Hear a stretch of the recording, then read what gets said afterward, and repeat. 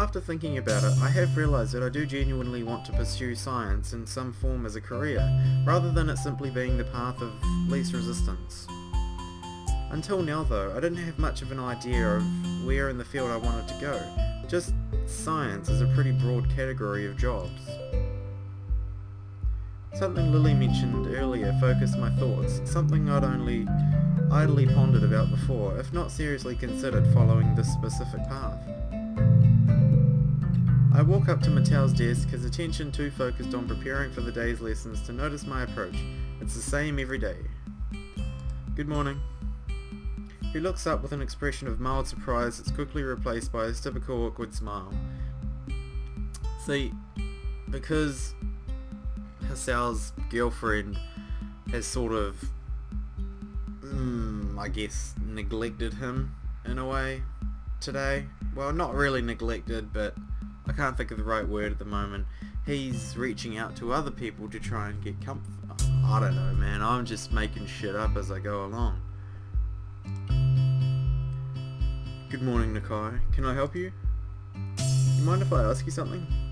He looks down at his messy pile of books on the desk before putting down the papers in his hands and standing up with some difficulty to properly address me. Fine, it's not like I'm busy or anything. God, go. What do you want? It's what I'm here for after all. Ask away. Well, I had a different approach, but okay. I was just wondering, what would you say is the motivation behind teaching? He thinks on this question for a few moments before responding, evidently far from having a prepared answer. Well, to be honest, I just like sending kids to detention. That's about it, really. I'm an asshole. If you talk to 10 different teachers, I think you'll get 10 different answers to that question. While I can only speak for myself, I say that I teach because... You teach because... That's a weird reason for teaching. To teach because, He sinks into thought again, carefully addressing the way he wishes to present his idea. Assessing, sorry, not addressing. Think of it this way. When you were a child, you probably played with sticks and pebbles and moving water, gutter. Guitar. Or puddles, right? Yeah, I think a lot of people do when they're young. Well, it's not just when they're young for some, though it does take on another form. My point is, though, that when one is doing that, they're curious about how the water will flow or be changed. It's an interesting way to look at it, Mattel. Everyone, even at that young age, possesses an intense wonderment about how the world around them works, even if its smallest forms. I still feel that sense of wonderment about the universe. Even just reading about new discoveries, such as the Higgs boson, or classic experiments give me a renewed sense of awe at how marvellous everything is, far from farthest stars to the smallest puddle. Oh, there's that awkward smile. I just hope that I can give others even a small piece of that wonderment. I feel if I can do that, even if it's just for one person, I think that I can be happy as a teacher. That's an interesting insight into your mind, Mattel. Absolutely interesting. Maybe you should send that to Discovery Channel. I'm sure they'd love to do a piece on you. He scratches his head as he mentally reviews what he's said. I feel like I understand him better now, even if he's awkward around others. He does have a genuine want to be around them and offer them a piece of his self that he values. Maybe you just find him awkward because he's a teacher. If you were his age, I'm sure you wouldn't find him awkward. To be honest, he seems like a pretty cool teacher. I mean, look at the way he dresses. He's got like a massive brown trench coat. It's pretty casual for a teacher. That's the kind of teacher I like. Doesn't give a shit about his hair apparently. He just looks like he just woke up. Sorry, it's dying. What Lilly told me yesterday rings in my ears. I think you get on well with others. Huh. She always did say I was unusually curious. Sorry if that was a little meandering. Does it answer your question? It does, thank you. I also had another question actually. Oh, get on with it. What do you want? Oh, what might that be? Do you have any college brochures or guides? It's about time I started getting some applications in. He nods and bends down to look inside his desk. As he does so, I notice that he is wearing a remarkably genuine smile. I don't think I've ever really seen him act this natural around others. Perhaps this isn't Mattel, the teacher, but rather Mattel, the person. Ah, see? My words coming back to bite you. Here, if you need any more, feel free to ask. He hands me about half a dozen brochures and booklets of various colours and sizes, which I take eagerly. Yes, it will be this information which I will use to forge my own future. I think now, after all this and all these trials, I can finally start to see the big picture of my life ahead of me. My body may be like this, but my mind is still very much able. Thank you. Well, that was a very productive day in school. All we did was talk to the teacher. Got a little insight into the future, but that was a bit out. We didn't do any work. Who does work in school? This is strange. Its single thought has graced my mind a countless number of times since my life here began. Oh, the hell? What is it? Oh, he's looking at himself in a cup, a teacup. It feels like an essay, way to discard a troubling, oh sorry. Oh no, I did read that. It feels like an easy way to discard a troubling question, as if simply labeling something with those 3 words will make it go away, or at least not worth thinking about any further. My life before my heart attack feels more blurry every time I try to remember it, and my mind struggles to keep up with all the events suddenly happening around me since. I heard somewhere that this is what it feels like to be left stranded in a country with only the most basic understanding of the local language. Indeed, when I think about it, that seems a marvellously apt analogy for what's happened to me. But such situations are also supposed to make you very capable in that language very fast, as you're forced to learn it in order to survive. Put another way, the situation becomes sink or swim. I wonder if I've really managed to swim after all this time. The exams are stressing me out a lot, even though they're finally coming to an end, but I have remained in Mattel's favour, and I have some sort of direction for my future now. But I keep using that stupid, meaningless phrase. This is strange. It really is amazing how fast one comes to accept being surrounded by people with sometimes incredibly jarring disabilities and conditions. So much so that I really wonder why I feel so much like a foreigner. It certainly isn't for lack of socialization or friends. I've come to know most of my classmates on first name terms, and know a few others around the school. Whether they're missing an arm or a leg, the students here are just like anyone else of their age. I can navigate the halls that I once lost myself in with ease. I've not expected to ever have, thanks to the school's logical layout, and can engage my teachers in comfortable discussion.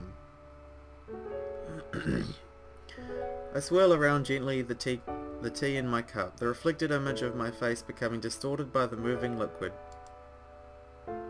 This is strange. I used to hate drinking tea. Maybe I'm thinking too much. The familiar sound of china rattling from a teacup touching an accompanying saucer rings out. Is something the matter? Don't worry, it's nothing.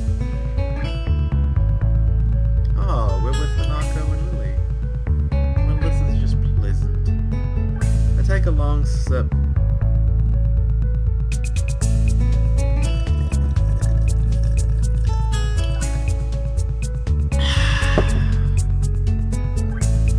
Of the tea, or tropical punch in my matter, in front of me as the girls do. Just whiling away the time in Lily's room, sipping tea with her and Hanako, it feels familiar, almost nostalgic. So how's your work in the newspaper club going, Hanako? I want to know too, it sounds like it would be quite interesting. Hanako's face turns down at the attention placed upon her, though her smile belies the fact that she genuinely likes being the centre of interest for the two of us. It's good. I think I'm getting better at it.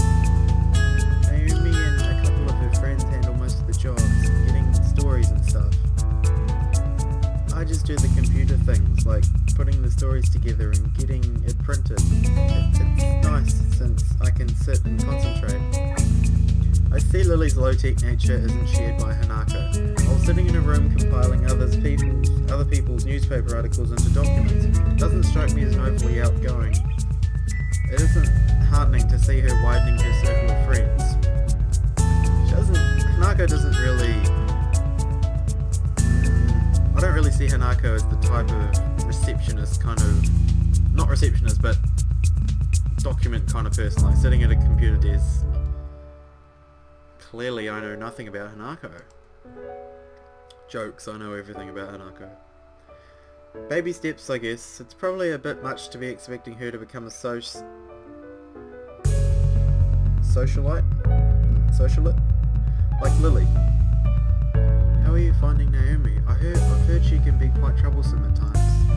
And Lilly is going into her mothering mode over Hanako. Letting go of her is something she's had to learn. Hanako scratches her cheek, thinking on her answer.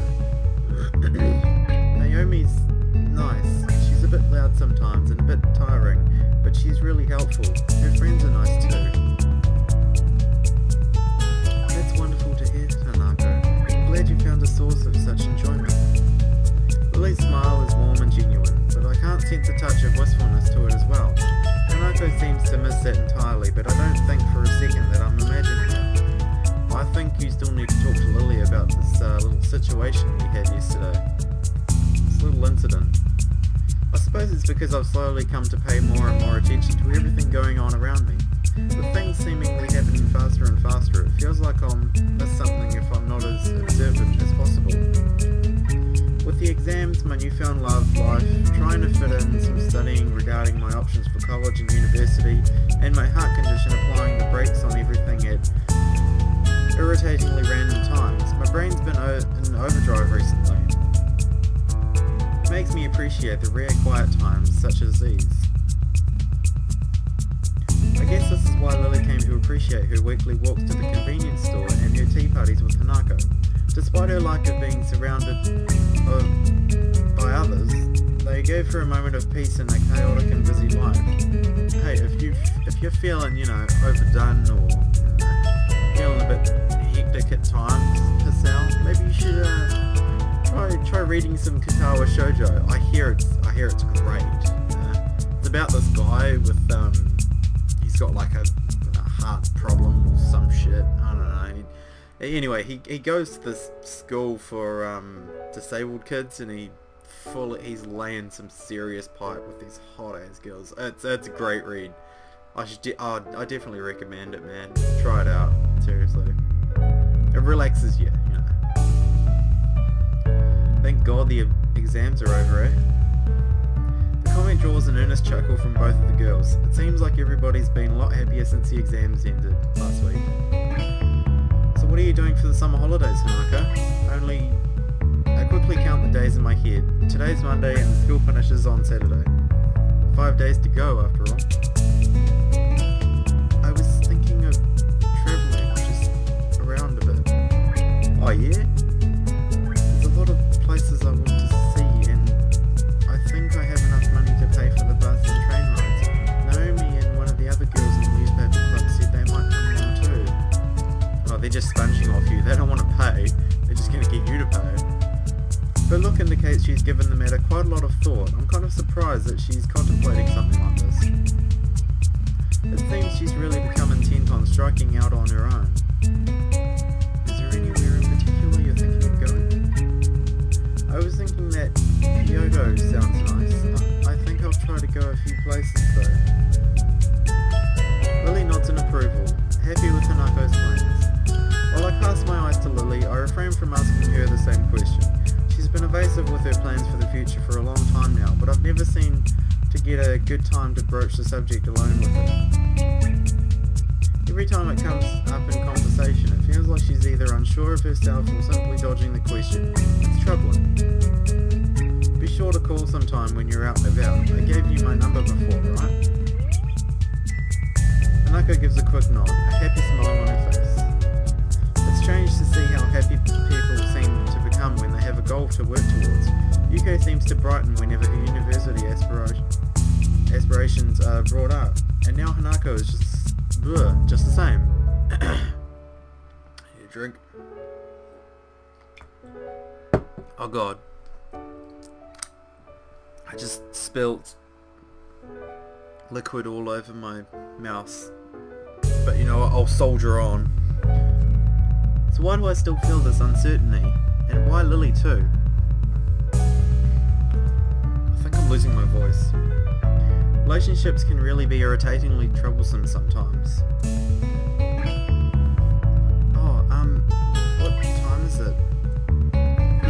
Oh. It takes me a second to remember that Lily's clock doesn't have any visual feedback. I really should know, given how many times I've been in her room. Yeah. Nevertheless, I take my watch from my bag and quickly check it, the reason for her asking becoming clear. Wait, why don't you wear your watch? What do you have in your bag?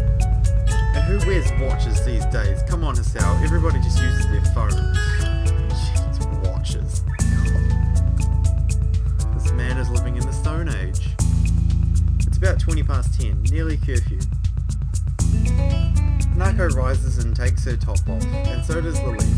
I wish. Rises to her feet, dusting herself off and neatening her gown after doing so.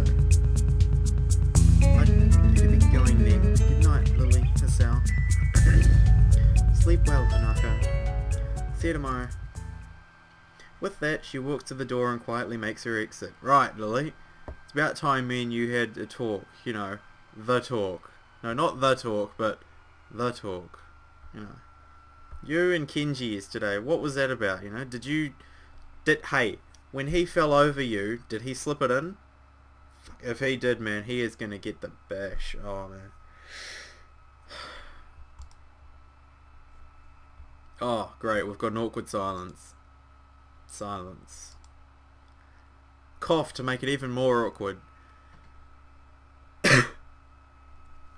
So...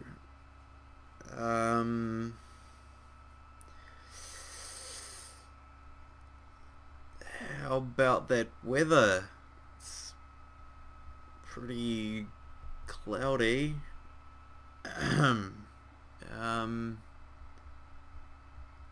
Yeah. And that airplane food. Huh. Ah. Oh man. Yeah. That airplane food. This seems to be happening more and more between Lilly and I. Recently, after a few seconds, I finally find something to talk about. Oh yeah, I talked to Mattel on Friday and finally checked out some guides on college and how to apply for it. That's good news. If you're going to be applying for colleges, I assume you have some idea in mind of what you might do in the future? I think I've settled on becoming a science teacher. It's going to take a while to get through university and everything to be qualified, but I think it'll be worth it. Lily's face brightens considerably. Yeah, she seems extremely happy at this. I suppose, with her wish to become a teacher, she's delighted I'd take the same kind of path. We could teach at the same school and then we'll be together forever. So, you've decided on a career of teaching? I think the path suits you most excellently, Hisao. I smile and nod. This time, even if I know she can't see me doing so, I know she feels it. I imagine Mattel would have taken to the news well. That's one word for it. He was cheering and jumping on tables and screaming at the top of his lungs, yes! And he had those little party popper things that you pull the string and the little bits of confetti come out. Oh man, he was ecstatic. Hey Lilly. Yes? Oh god, I bet you the music's gonna stop. We're gonna get into serious mode here. Oh, no? I know you want to be a teacher, but for a second I wonder whether I should really ask her the question on my mind, but that's quickly brushed aside by the fact that this is rather late to have second thoughts. Surely you don't still think I'd be offended by something regarding my blindness? Actually, it was regarding your bust size, you know? You've got pretty decent cleavage, and I don't think a teacher should really, you know, I mean, seeing as how you're blind, the students, I mean, if they're actually not blind students, are gonna be, you know, Googling at you the whole day, and as your husband, I don't want them doing that, you know? I mean, I would be quite offended. I don't want to have to watch over you all day, just so that I have to kick the shit out of a kid every once and again, you know, when they look at you like that. I'm just saying. Her accusing tone is betrayed by her grinning face, amused at my awkwardness and raising the topic. Some things never change. Good point, I guess. I was just thinking whether or not being blind would be a hindrance. What with your ambitions to become a teacher and all?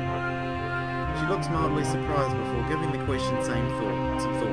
I refuse to think she's never actually pondered this issue before. I wonder, Hisao, could you close your eyes for a moment? Ooh. Okay. Raising an eyebrow, I do as she requests. Oh god, she's not going to hit me in the balls, is she? I have no idea what she has in mind, and my questions only increase as I peek out from one eye. Hey, that's cheating! Taking the black ribbon she usually wears in her hair from the cabinet beside her bed, she advances towards me while running it through her fingers to remove any stray hairs remaining on the piece of cloth. Ah, yeah, see, she knew I would cheat. I suddenly click to her intentions as I feel the black strip make contact with my face, wrapping around my head and over my eyes. What exactly is this for? She knows I'd cheat. It's a little test this out. Since you seem to be wondering, I'll let you see things as I do for a time. Ooh, hey, this is cool. Huh? So that's what this is about. To be honest, this actually sounds kind of fun. Childish and rather silly to anyone who would be watching. Hey, all of you out there watching this, is this a bit childish and silly? You know, rather silly? I would say so. But a bit of silly fun never hurt anyone. Yeah, I remember doing this kind of thing in like intermediate, or as you would call it in America, grade school. I stand up with a heave, my hands quickly moving out in front of me to warn me of any obstacles. Okay, now what? Now touch me. Whoa, okay. Where do you want me to touch you? If you say so. Now that... Not there! I slowly make my way forwards towards the sound of Lily's voice. My walking speed could barely even be called a shuffle, the entire experience feeling alien enough that I don't want to risk inadvertently tripping over anything, such as her table or haphazard piles of books. Something soft yet solid brushes against my left leg. Further inspection reveals it to be Lily's bed. I move onwards, finding myself thankful that Lily's room is so neat and tidy. Even the piles of books she has are generally kept close to the wall, well out of harm's way. The hard wall pressing against my outstretched hands makes me furrow my brow in frustration. Hey Lily, where are you? What are you doing over there? I'm over here. Dude, she is trolling the hell out of you. Lily's voice comes from the other side of the room, far from where it was before, even to my untrained ears. If she's going out of her way to avoid me reaching her, then... Is this just a game to her? Yeah, I'm pretty sure it is. Of course it is. Compared to a life where even the concept of sight is an abstract one, a few minutes in a blindfold are nothing. I guess she's made her point. She's more than capable of navigating her room and further. I've seen how independent she is, even when compared to many of the others in Yamaku. Well, even if this is just a game, I may as well play it wholeheartedly. With a pace much quicker than before, I move towards the source of her voice, deftly sidestepping the table in the centre of the room thanks to remembering its position. I've got you now! It sounds like something you'd sort of, you know, say when you bring a girl back to your room, lock the door, lock all 7 locks on your door, you know, open the trap door, tell her to go in there, and then you say, I've got you now! Welcome to my rape dungeon. She gives an impish giggle, one just long enough to work out that she's passing just beside me. I quickly turn around to face the new direction. The table wasn't there before. Ow, ow, ow. She moved it, the bitch! I slowly sit up next to the table, raising my blindfold as I rub my aching head. I give an irritated kick to the table that's sitting just in front of me where I fell. Utterly pointless, but the thing deserved it. Yeah, damn inanimate objects. Always fucking shit up. Hisao? Lily's still standing just to my side, obviously unsure of what's before me. Sorry, I kinda fell over. Are you hurt? My head hurts, but I think I'm okay. I think the table moved in order to trip me over. Bastard table.